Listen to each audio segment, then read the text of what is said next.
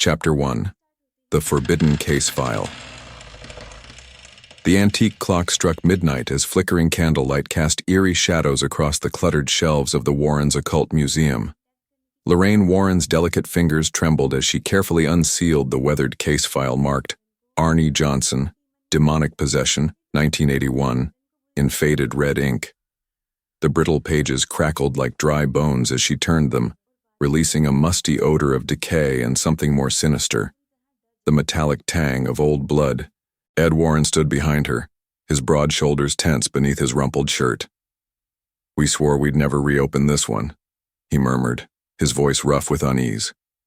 His calloused hand reached past Lorraine to extract a blood-stained photograph that made them both freeze. The image showed a young man with sunken cheeks and eyes that were entirely black. No whites, no irises, just endless darkness. His lips were stretched in a smile too wide for any human face, revealing teeth that appeared sharpened to points. Lorraine's breath hitched as a sudden wave of nausea overcame her. The room temperature plummeted so rapidly their breath became visible in ghostly puffs. Her vision blurred, then refocused on a nightmarish scene superimposed over reality. A hooded figure with no discernible face leaning over Arne's shoulder, its lipless mouth pressed against his ear. The words slithered into her mind like a physical presence. "He belongs to me now." The vision shattered as Ed's strong grip closed around her forearm. "Lorraine? Sweetheart?" His worried blue eyes searched her pale face. She didn't need to speak. The haunted look in her eyes told him everything. With grim determination, Ed nodded. "We need to go back. One last time." Chapter 2. The Devil's Bargain. 1 year earlier, in the golden light of a summer afternoon, 8-year-old David Glatzel giggled as he pushed his red toy truck across the farmhouse porch. The laughter died in his throat when the truck abruptly reversed direction, rolling steadily toward the shadowy tree line without anyone touching it. David's small hands hovered frozen in the air as a creeping sensation crawled up his spine. The unmistakable feeling of being watched. From the kitchen window, Debbie Glatzel saw her little brother staring transfixed at the woods. "David, come inside, honey," she called. But the boy didn't move.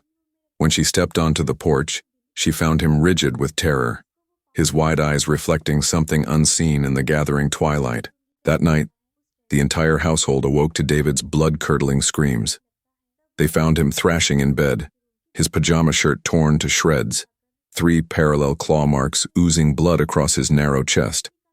The family priest performed an emergency exorcism, but as holy water splashed across David's forehead, his sister's boyfriend Arne Johnson suddenly lunged forward. "Take me instead," he roared, his voice layered with something not entirely human. The room plunged into chaos. Candles snuffed out simultaneously. A guttural growl seemed to come from the walls themselves as an invisible force lifted Arne off his feet. His back arched impossibly, his mouth stretching wider than human anatomy should allow. Then, with a sound like tearing fabric, something dark and shapeless poured from David's mouth directly into Arne's gaping one. When Arne collapsed to the floor moments later, his eyes flickered open, now completely black from edge to edge. Chapter 3. The Murder Trial. The fluorescent lights of the Connecticut police station buzzed like angry insects as Arne Johnson sat motionless in his holding cell.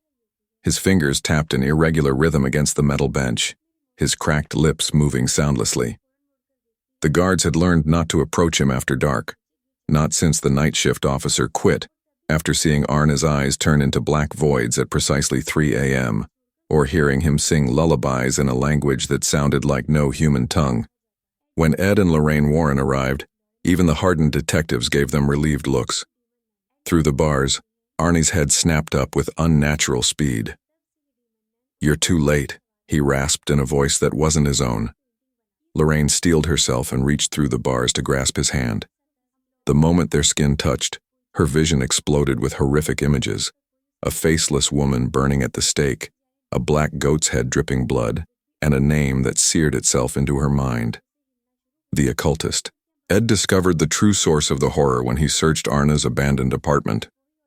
Beneath the sweat-stained mattress lay a grotesque doll, crafted from what appeared to be human skin, its head crowned with strands of blonde hair that matched David's exactly.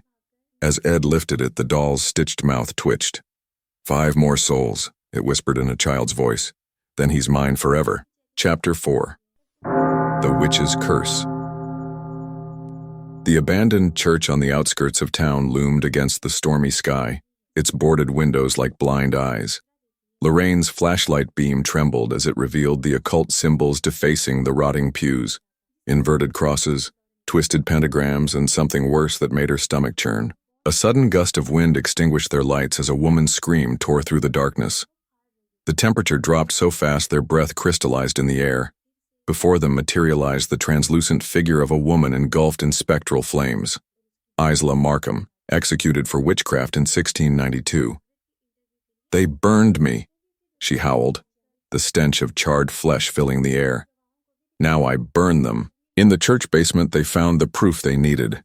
A hidden altar stained black with centuries of blood offerings. A decapitated goat's head rested at its center, its hollow eyes seeming to track their movements.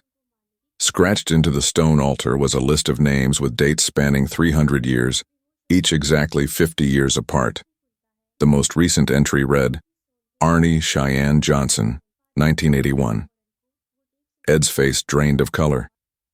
She's possessing a new victim every 50 years to claim 6 lives. Arne's the 5th. The implication hung heavy between them. One more death would complete the cycle. Chapter 5. The Last Rites.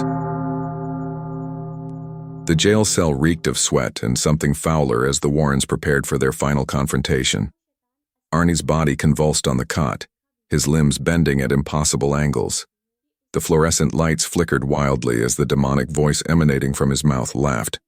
A sound like breaking glass.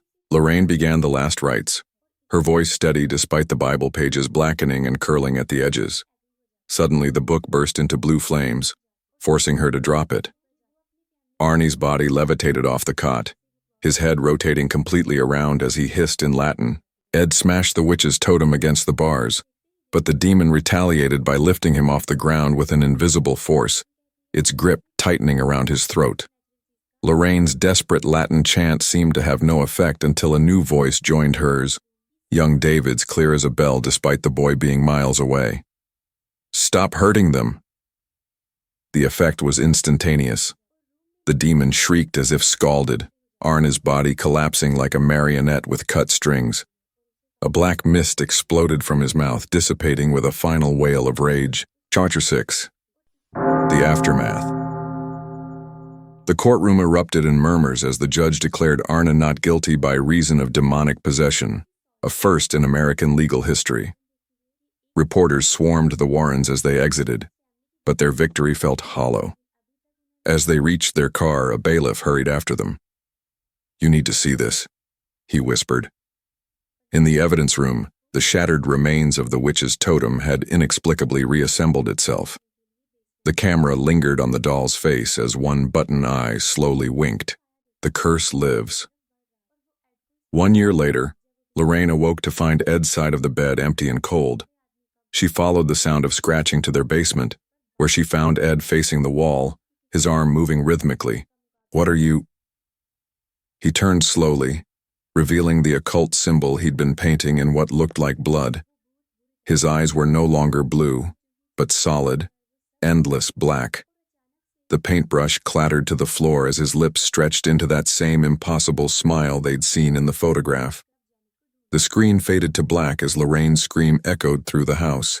Thank you so much, and if you did enjoy it, please think about liking and subscribing. Thank you.